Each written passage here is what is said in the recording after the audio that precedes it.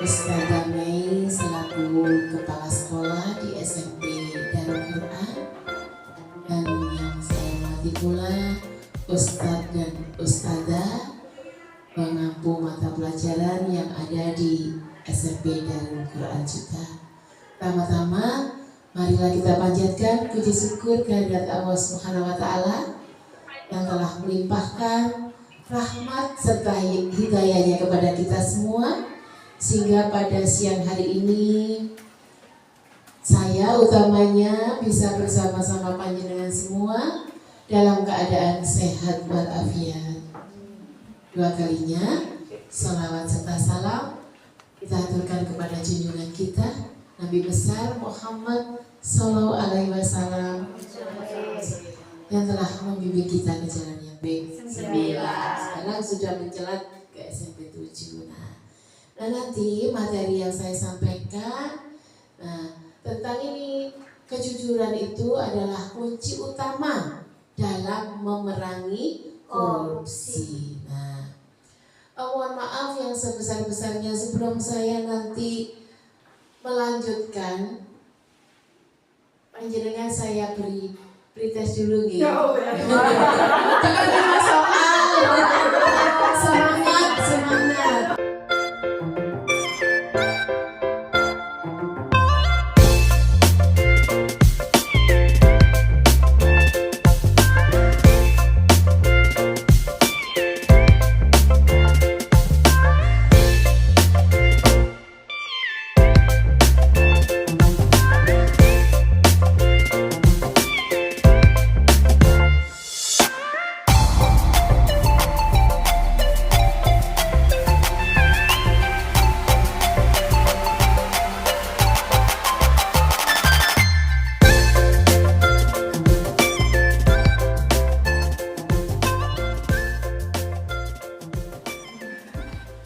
Sebelumnya kita semangat dulu ya.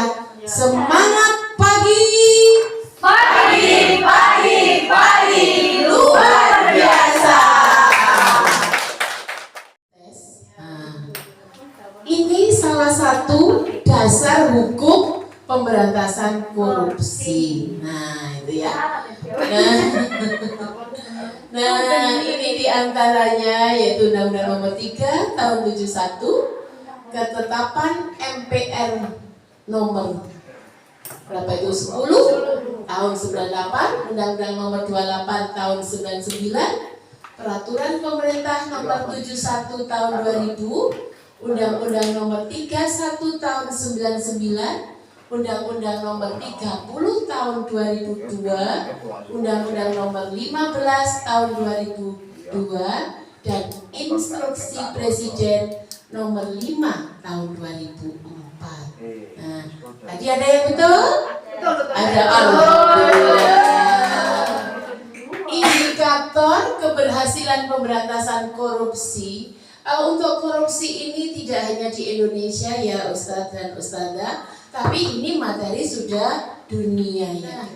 Ini ada indeks persepsi korupsi, ada indeks perilaku anti korupsi, dan ada survei penilaian integritas.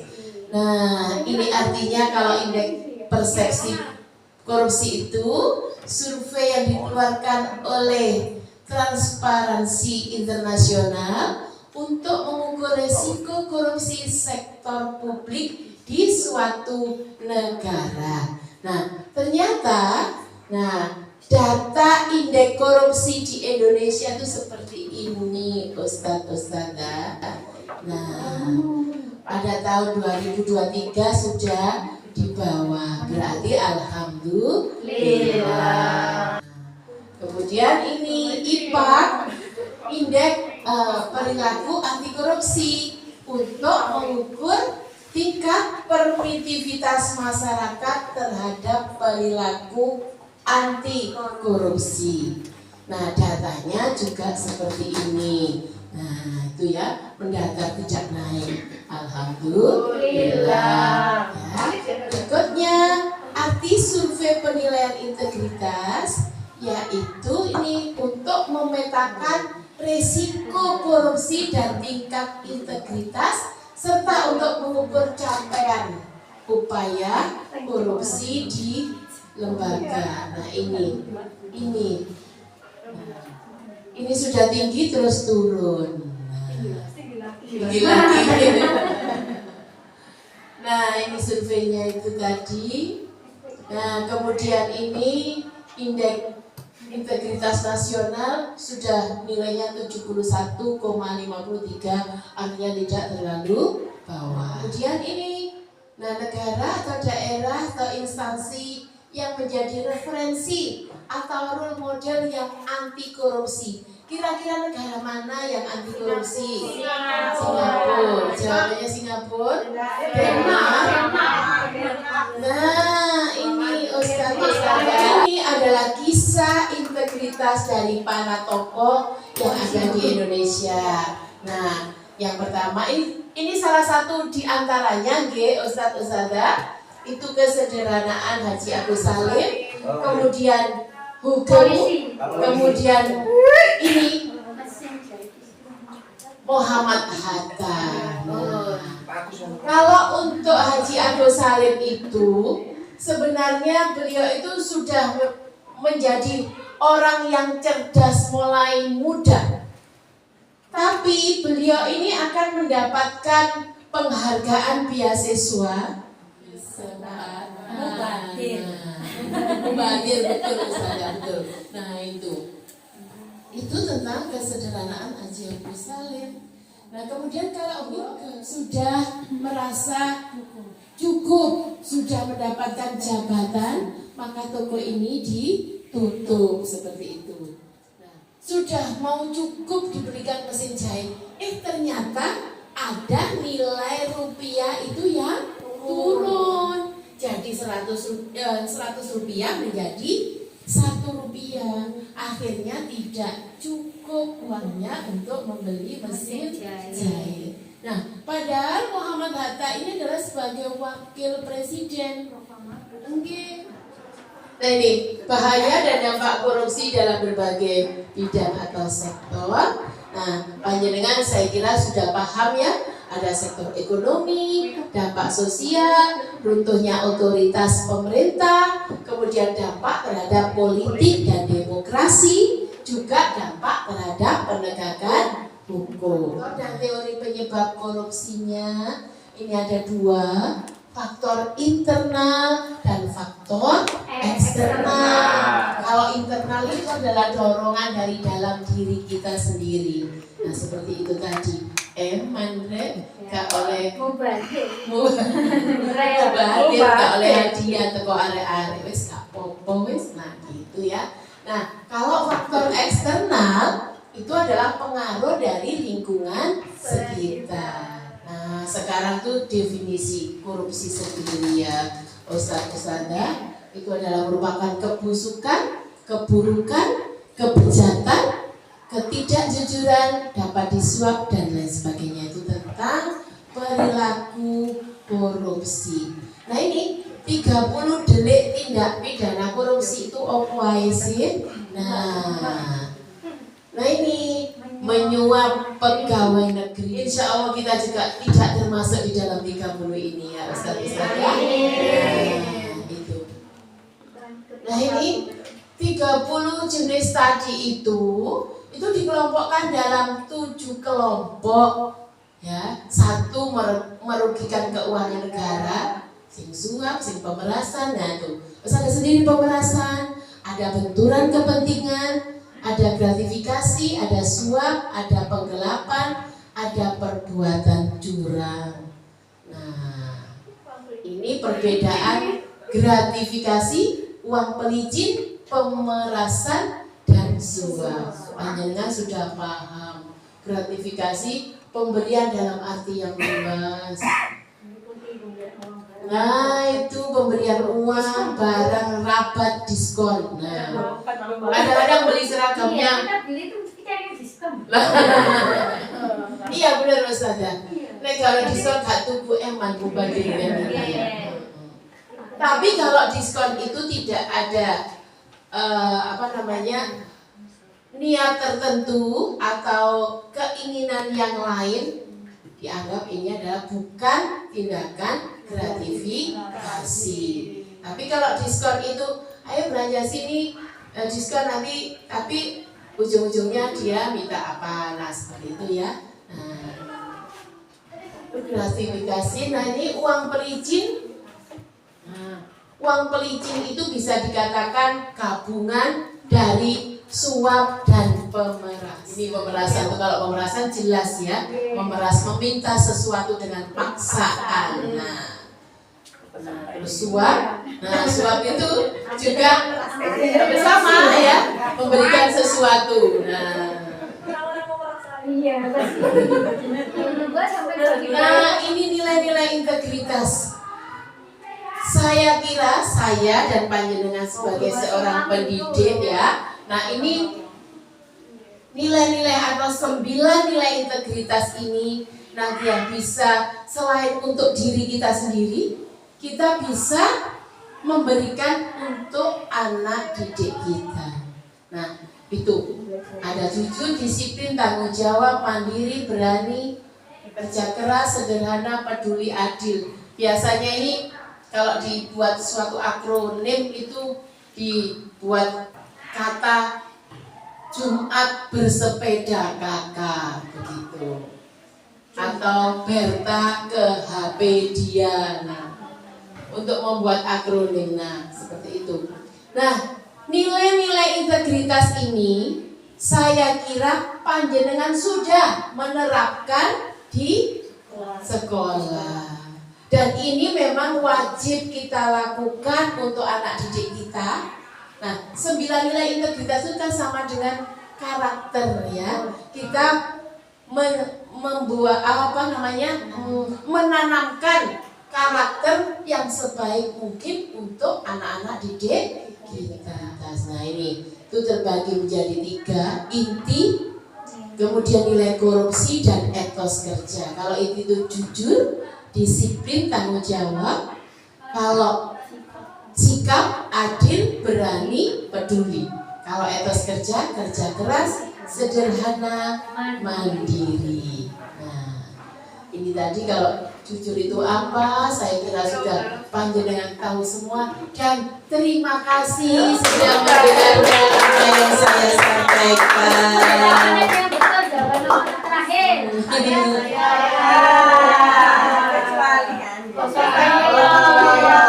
Adakah yang bertanya? Bu Eva atas pencerahannya. Ini jangan kayak diskon berarti saya korupsi loh, Pak. Lama ditanyakan ini. Iya. Ini kan tadi dari 9 karakter ya. Nilai integritas. Ini terkadang misalnya seseorang sudah memiliki itu, tapi di perjalanan itu kok ada apesnya gitu ya. Ya. Bisa contoh. Artinya kita sudah bahaya itu menjadi tersangka korupsi. Ya, jadi korban. Dan itu bisa dibuktikan misalnya. Artinya dia punya banyak strategi ya sehingga bisa bagaimana kita itu bisa apa ya? Berarti selain integritas itu tadi kita juga harus pandai ya. Artinya apa ya? Kan ada banyak kasus deh ya Bu Evi. Iya. Mas benar lurus iya, kok masih kejebak aja. Iya, Terima kasih. Terima kasih Ustazah yang sudah memberikan pertanyaan, dan ini juga bisa menjadi bahan evaluasi juga untuk diri saya, ilmu bagi diri saya juga. Nah, kalau kita sudah lurus, sudah punya 9 integritas ini di diri kita, tapi kita masih kejeglong lah. Nah, itu berarti kehendak Allah. Bukan setan. Nah, untuk membentenginya, ya kita harus itu tadi punya rasa percaya diri dan kemandirian yang kuat. Sama Ustadz-ustadzah, saya merasa menjadi orang yang sok dan orang yang baik, tidak. Saya tidak pernah selama saya menjadi kepala sekolah itu membawa uangnya sekolah. Tidak pernah. Ketika ada kegiatan sekolah, pastilah bendahara yang mengeluarkan. Dan itu sudah transparan untuk apa, untuk panjenengan.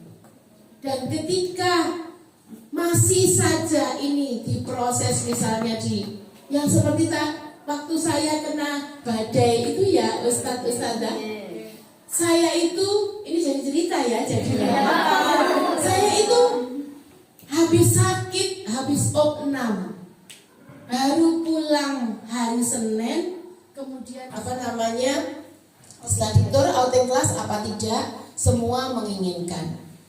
Saya menginginkan ke Malang, ternyata orang tua semua menginginkan ke Jogja. Habis itu sudah dipoling lagi tempat tujuannya. Sampai akhirnya saya juga pamit ya ke orang tua siswa itu pun, tolong pada saat mau berangkat orang tua jangan meninggalkan sekolah sebelum melihat anaknya bersama bus itu berangkat. Dan jangan parkir di luar, semua ada di halaman. Saya sudah berusaha nata itu sedemikian rupa. Semua itu ada hikmahnya, alhamdulillah. Dan saya percaya Allah sayang sama saya, memberi cobaan seperti itu, pasti Allah nanti memberikan jalan keluar yang baik. Alhamdulillah semua sudah selesai. Nah itu, jadi itu Ustadzah, kita memang harus punya 9 nilai integritas itu pada diri kita. Tapi jika memang itu sudah ada di dalam diri kita, masih saja ada celah yang memanfaatkan, atau anggap saja itu disayang sama Allah. Kalau itu disayang sama Allah, kita semua yakin kan Allah pasti memberikan indah pada waktunya. Itu nggih. Luar biasa. Terima kasih banyak ya Ustazah dan Ustaz Deki.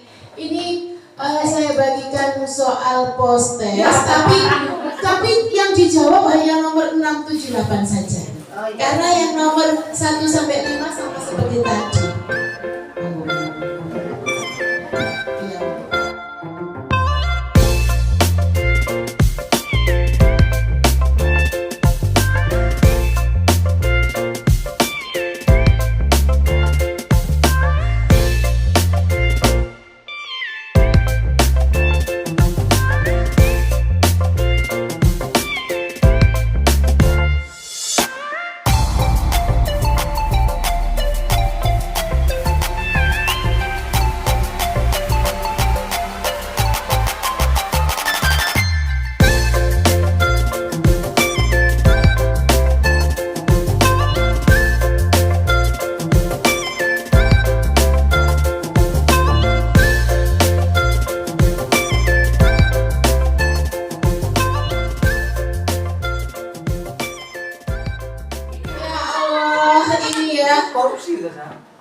Ternyata panjenengan luar biasa memberikan saya itu jawaban yang B.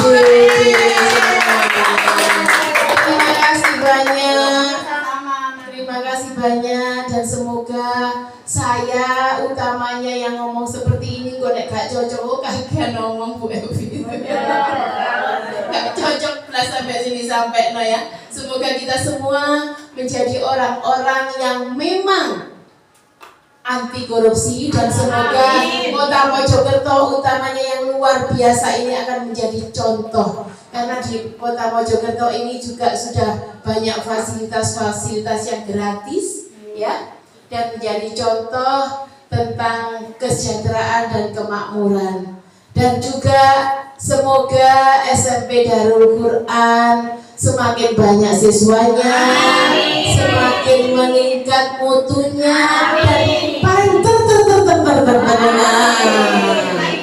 menjadi sarjana online gajinya. Yakinlah. Nah itu katanya kepala sekolahnya yakin. Terima kasih ya Ustadz Ustadzah. Mohon maaf lahir batin bila ada salah. Semua salah yang ada di saya mohon maaf lahir batin. Terima kasih. Billahi taufiq wal hidayah. Wassalamualaikum warahmatullahi wabarakatuh.